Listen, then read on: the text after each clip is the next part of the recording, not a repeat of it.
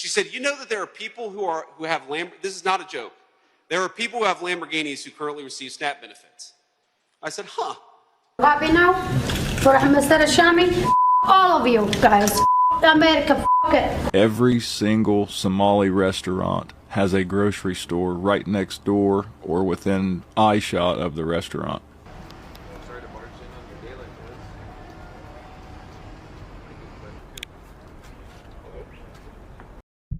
Now, we had YouTube's nightmare say, blame the one who robs us of our hard-earned money than the ones who they give the stolen money to. Don't you dumbs know the handouts are breadcrumbs comparing all that money to robbing us? My response was, this is the main problem. The goal is to steal hundreds of billions of dollars, and they've been successful. Democrats and scammers, that is. While also being able to subvert the mindset and the growth of an entire lineage, generation after generation, to do this grift, creating a victim mentality and not lifting up communities. Upcoming videos, we will show that number. Today is that video. So we're going to show you some of the recent arrests and then some of the attitudes and demeanor from the folks in the EBT crowd. Let's go. Oh yeah, the Somalians have it figured out in Columbus. I went to the Walmart on Georgesville to see if I could see people filling their carts or just kind of see what I could see. It's not the way they do it. They've got it figured out way better than that. Every single Somali restaurant has a grocery store right next door or within eyeshot of the restaurant. The specific one I went into today had it attached to the restaurant. And wow, what an adventure that was. Stay tuned for more on that. Anyways, the grocery store and the restaurant were the same building. So they don't have to go to a Walmart or a Sam's Club or a Costco necessarily. They can just order everything they need to their grocery store that's right next to or attached to the restaurant that they also own and never have to fill a single cart. And I guarantee you, if you looked at the records of those grocery stores, they lose tons of money every year, and it's probably used as a tax write-off because those groceries are being funneled into those restaurants, with a daycare center on the opposite side. And that's the common trend you'll see. There's restaurants, grocery stores, and daycare centers, and also home health care businesses. I can't forget the home health care businesses.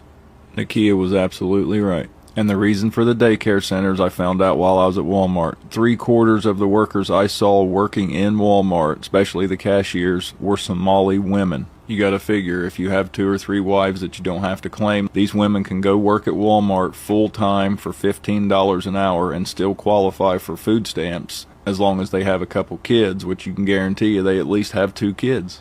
Hell, they average 7. Or same story as working as a home health care aide. They have most definitely figured out the system and how to take advantage of it. And Columbus doesn't break down its numbers like Minnesota, but if anything like the 88% of the Somali community is on social services in Columbus, I can only imagine how deep the fraud is. So I'm changing tactics and going back up Monday, and I have a couple ideas to see if I can't sniff a few things out. Thanks for tuning in. Keep it icy. Gary Franklin states, this has been an abused program for far too long. It was never a substitute for cash, as many people have used it for. The benefit reliever and the merchant should be heavily fined and imprisoned for longer terms. Well, we've got some arrests happening. Let's see what's going down. Happy now? For Mr. Shami?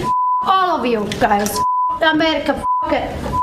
Strong words from the wife of this Lovejoy Corner Deli owner as she left his court arraignment today with their daughter throwing up the bird to cameras. This defendant is accused of flagrantly abusing the public trust. A grand jury indicted 37-year-old Ahmed Al-Shami for food stamp fraud. Investigators say he would exchange money with individuals to use their EBT cards, then go to big box retailers to purchase items for his store.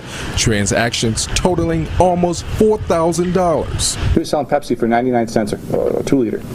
You can't buy Pepsi for 99 cents for a 2-liter if you're an independent store owner. You have to charge more. Buffalo Council member Richard Fontana lives near the deli. He says a lot of illegal activity has been going on at the store, and it has been a major problem for the Lovejoy community. He was essentially the worst store owner I've seen in my 20 years in City Hall. Oh, these lovely temporary protected status folks.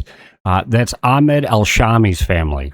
He's a 37-year-old deli owner, Buffalo, New York. He pled guilty. Food stamp fraud, sentenced to only 6 months in jail. Then he gets 5 years probation. So between 2014 and 2016 is when that took care of. So I guess they're just finding some of the old stuff. So he ran a scheme at the IGA Express Smart. He purchased EBT cards from the folks that come in for half the face value, just like the street swaps in the hood. And then he would use that in the actual cash from the EBT to buy the inventory for his store and other goods.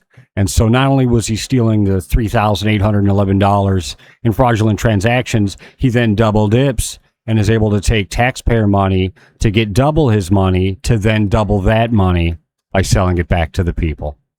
Insanity. That we've got 355,000 people on SNAP benefits receiving double benefits.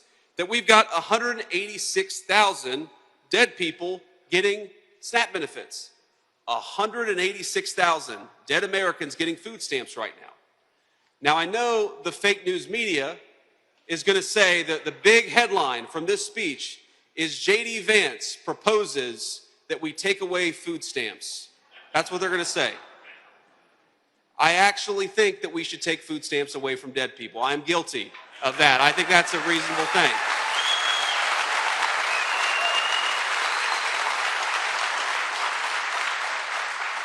I also was talking to Brooke backstage, and she said, you know that there are people who have this is not a joke. There are people who have Lamborghinis who currently receive SNAP benefits. I said, that's interesting. You know, I'm a pretty conservative guy, but I would think that like 95% of the United States of America would agree that if you are wealthy enough to afford a Lamborghini, then you are wealthy enough to not receive SNAP benefits from the American people. Is that common sense? And I could go down and down the list. We just served 22 investigatory procedures. The Department of Justice, we went from discovering what happened in Minneapolis to serving 22, subpoenas so that we could go after the fraud that's happening in Minneapolis. And we did that in just 3 months. And yes, ladies and gentlemen, when we find crime, those people are going to go to prison for defrauding you, because that's exactly how it should be. Had a heartwarming comment there from David Phelps. I do appreciate you joining in. All voices welcome. Don't blame the Dems. Are you stupid? Look at the repubs have done, putting Trump and these idiots in office. Well, David, I'm sorry to inform you the facts are coming out, and that's why we've got this awesome channel. So thank you for joining, and we'll go ahead and get you going, get you the real info. So as you just saw, J.D. Vance, the White House task force, I saw some stuff from the AG coming out. It's just a stellar squad, and they're on top of everything. I mean, the welfare system, it covers everything from the Medicaid to the food, then the cash advance programs, and just all this random stuff. And they're all just being abused. So as the videos come out and start developing, you're going to see how we're finding millions and billions of dollars. And it's really what's going to happen is the costs are going to be coming down, not just from we went from, say, 100 million in usage to 14 billion in 4 years, which is just ridiculous. It's just that whole ripple effect. Tides are changing, and it's going to be a fantastic thing. So let's go.